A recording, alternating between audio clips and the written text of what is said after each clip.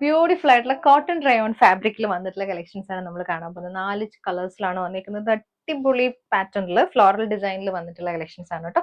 നല്ല ഇടാനൊക്കെ നല്ല സുഖമുള്ള ഫാബ്രിക് ആണ്. അപ്പൊ നമുക്കിത് ഡീറ്റെയിൽ ആയിട്ട് നോക്കാം.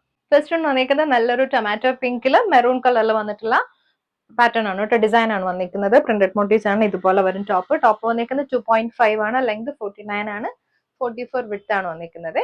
ദുപ്പട്ട വരുമ്പോൾ കോട്ടൺ റയോൺ ഫാബ്രിക്കിൽ ഇതേപോലെ സെയിം പാറ്റേൺ വന്നിട്ടുള്ള ഫ്ലോറൽ ഡിസൈനിൽ വന്നിട്ടുള്ള ദുപ്പട്ട. ഇതൊരു സ്ട്രൈപ്സ് പാറ്റേണിൽ വന്നിട്ടുള്ള ദുപ്പട്ടയാണ് കേട്ടോ. ദുപ്പട്ടയിൽ ഇതേപോലെ രണ്ട് സൈഡിലും ബ്യൂട്ടിഫുൾ ആയിട്ടുള്ള പ്രിന്റഡ് മോട്ടീവ്സ് കൊടുത്തിട്ടുണ്ട്. ബോട്ടം വരുമ്പോൾ കോട്ടന്റെ ബോട്ടം, പ്ലെയിൻ ബോട്ടം ആണ്. റേറ്റ് വരുന്നത് 1090.